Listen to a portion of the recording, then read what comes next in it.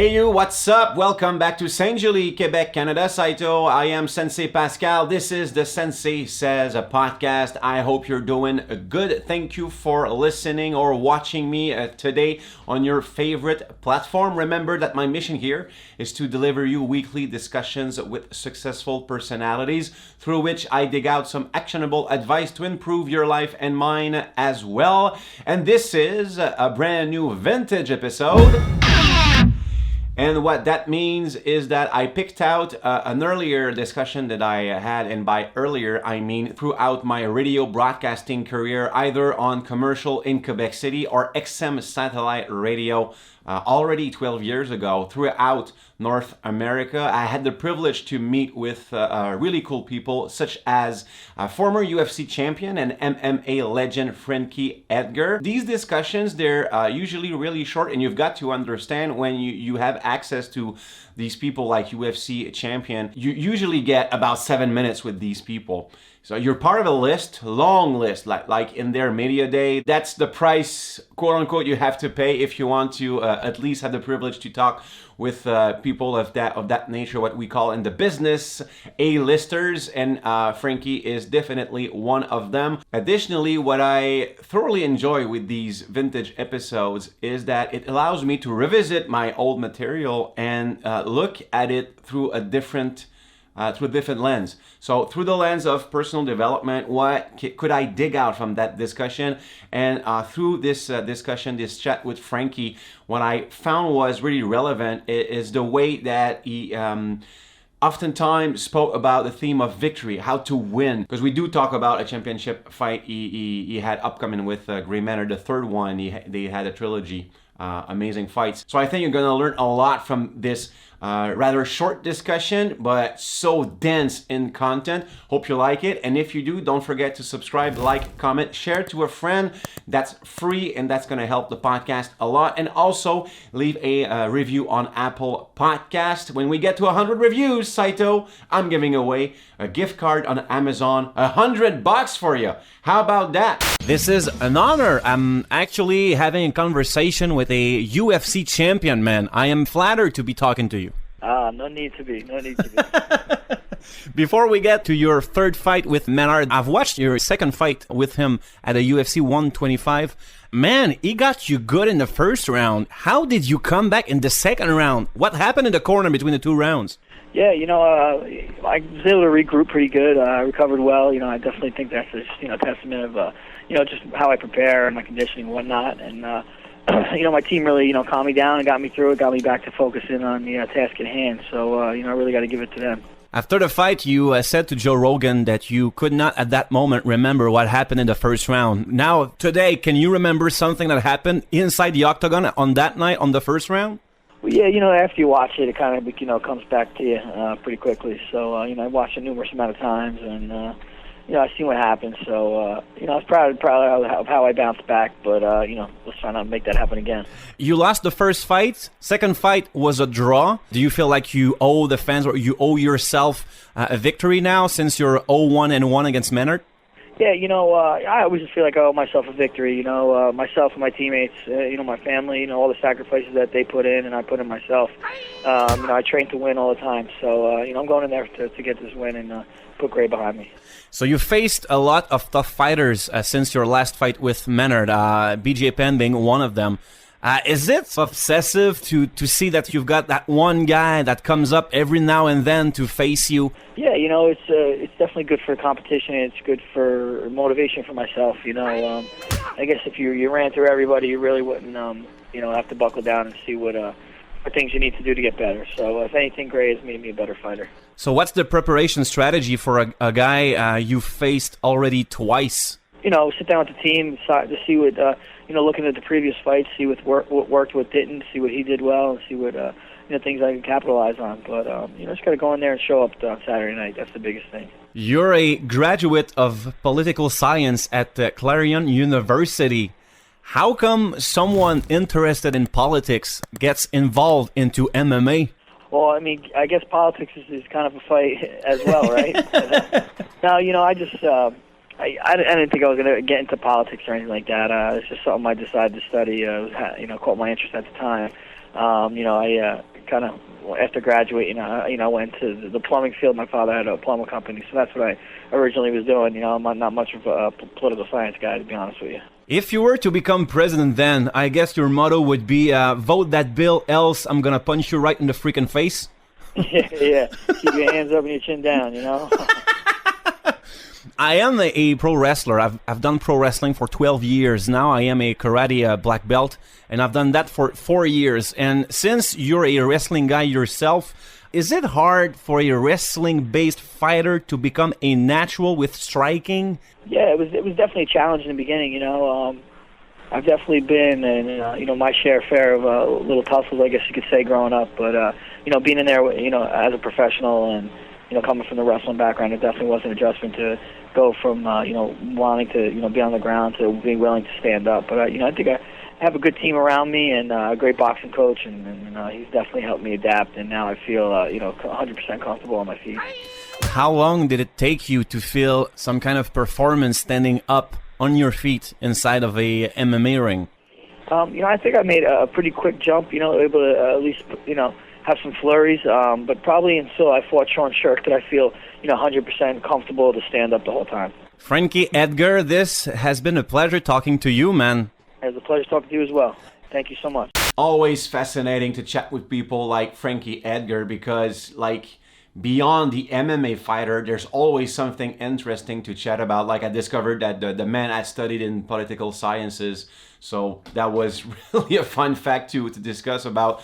So I hope you like the discussion, and we're gonna look back at it and see what I did find would be relevant for our mutual personal growth. Piece of advice number 1, Sensei says, sacrifice leads to victory. And that's actually a theme that we discussed in episode number 19 with Dr. J. Jeff Godin. When you have big goals, when you have high objectives, when you have ambitions, the higher they get, the more sacrifices that they require. If you want to get first place on the podium at the Olympics, you might need to skip on that social life for 4 to 10 to 15 and sometimes for maybe half of your lifetime to get that gold medal, because somewhere in the world there's someone training harder. Sacrifices, they hurt you, my friend, when you don't get to meet or see your family as much as you want to, when you don't get to have an intimate relationship because you cannot be there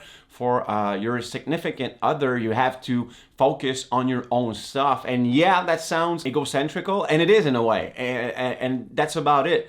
If you want to achieve first place on the podium, if you want to complete that full Ironman, if you want to survive an extreme adventure race like the death race, I think that you have to focus on yourself. You don't have a choice. It's either you give it your all or you risk failure.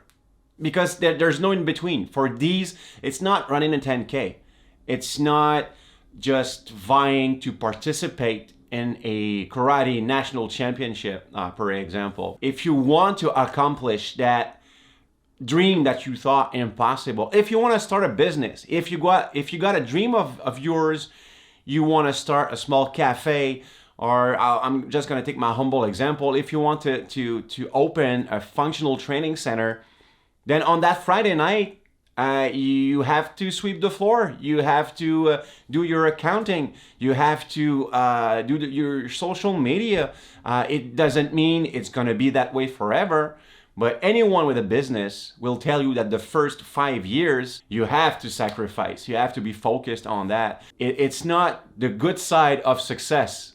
Because behind that gold medal, there's a whole bunch of things that you would think are huge negatives, like the social sacrifices I just spoke about, because it's a lifestyle in itself and it's not for everyone.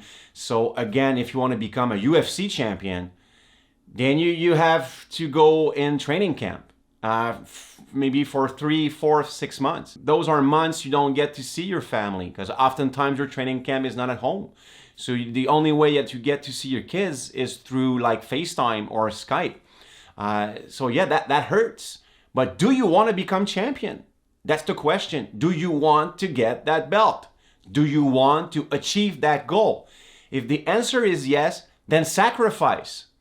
And you could take like that negative feeling you get when you're sacrificing, turn it around, turn it into the positive.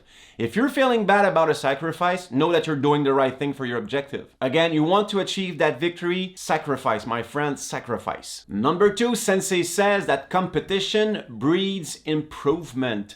There's a point in time at which your training, the coaching, the inspirational quotes on IG won't do it anymore for you. You're gonna need that extra motivation, stimulation to light up that fire underneath your butt. If you want to achieve elite results, you have to apply elite strategies. So if we inspire ourselves from my discussion with obviously an elite athlete such as a UFC champion Frankie Edgar, you need to picture that competition. And it could be as literal as having a picture of him or her if you are into individual competition.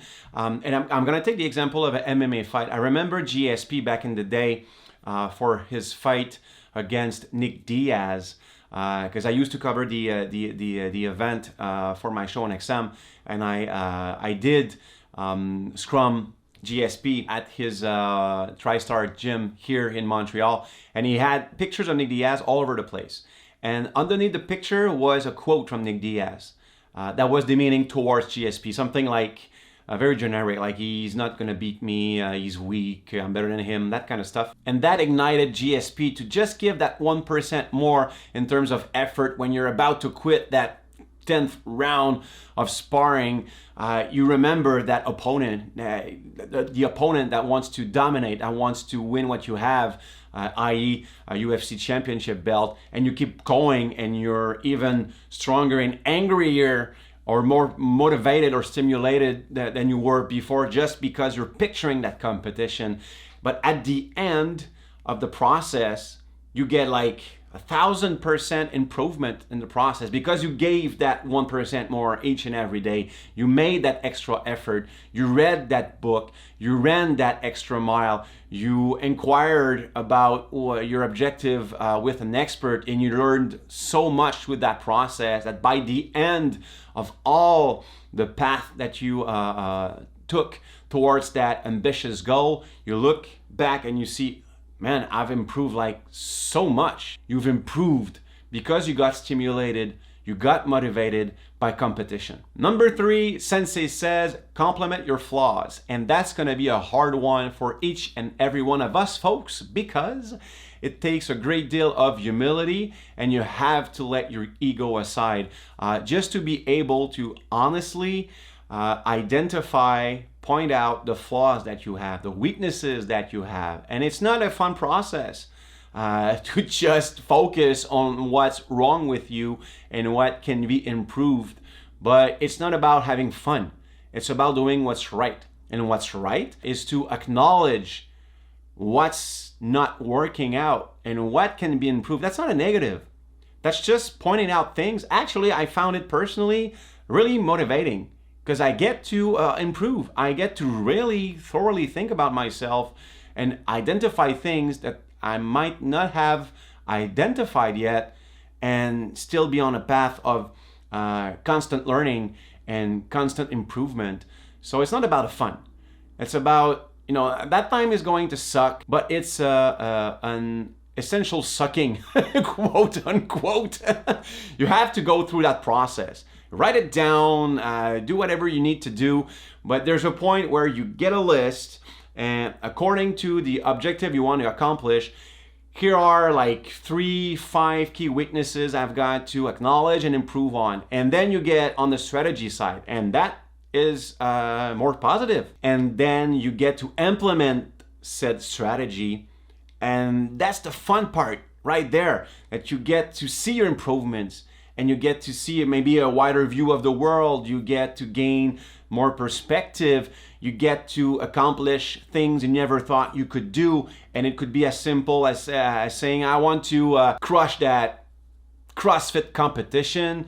Could never walk on my hands. I don't know if that's really discipline in CrossFit competitions, but bear with me here, folks. Don't send the hate tweet at Sensei Says Pod. Don't do that. But you get to that point where you're trying out to handstand on with the help of a wall, and you can't do it quite right, but you keep at it and you continue training, and 3 months later you're doing laps on your hands, and it's something that you never thought you would be able to do. And I'm kind of speaking about my own experience. Like, I thought I wasn't the agile type. I'm more of a truck, like endurance type of guy. You want to have me going like hard for 12, 16, 24, 60 hours, I'm your guy.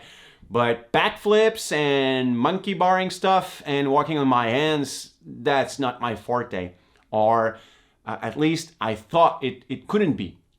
Until I actually joined a stuntman class in Montreal like 10 years ago. And that was one of the requirements. But I had the right coaches. I did put in the time. And man, the surprise I got, like I impressed myself so much, because like a month, 2 months after that, I was actually able to walk on my hands, and I had such a blast doing that, and I still do it to this day. It's awesome, the things that you can accomplish when you set your mind to it. So have the humility to just take the time, identify your weaknesses, and then implement a strategy. If you've got to seek advice through experts to get the right strategy on, do that, then implement that, and your reward will actually be at the end of it all. Even though you might not accomplish that goal, that's not what we want to do here. We want to help you accomplish what you set your mind to. But even in failure, there's going to be a victory, because your victory is going to be actually the improvement that you yourself triggered through that process. And if you want to know more about that, actually, how to deal with failure and how to avoid that, with Dr. J, Jeff Godin, episode number 19. We talk about that. Dr. J is a ultra marathon runner and endurance racer per excellence. So we talk about his DNFs and how to deal with that. So excellent episode to look at or listen to in our archives. So again, number 3 was complement your flaws and then get to crushing your goals. Now, with all the saliva gone from my mouth, it's your turn, Saito, to give us your pieces of advice on how to crush your most ambitious goals. So please leave it in the comments or reach to the community at Sensei Says Pod on the Twitter machines. Always enjoy reading your comments and suggestions. Say you want to make a list of all the pieces of advice we've discussed so far in the SSP through the 20 plus episodes we've done so far. There's always the show notes for you, or episode description on your favorite audio platform. Did you enjoy my discussion with UFC champion Frankie Edgar? Please subscribe, like, comment, share to a friend. That's free and that's helping a lot with the podcast. Thank you for doing that today. It's gonna take like 2 seconds of your time. And don't forget to leave a positive review on Apple Podcasts. When we get to 100 reviews, I am giving away a $100 gift card on Amazon. You wanna get the episodes fast and first, sign up to the free newsletter below. If you did not get your fix of personal development stuff today, go nuts through my archives. You got a plurality of subjects and super inspirational guests to choose from. Saito, thank you for taking the time to listen or watch me today. Really appreciate it. I'm gonna see you next week. Us, you are dismissed. My first sprint, I got second place. So I got at the time they gave out the Spartan sword. So I was like, can't have a sword without a helmet, you know? What Spartan doesn't have a helmet? I look like I'm going out to win something new. I'm not defending anything. I'm going out there to fight a new fight and win something brand new every single time I fight. I press the reset button after every one of my fights.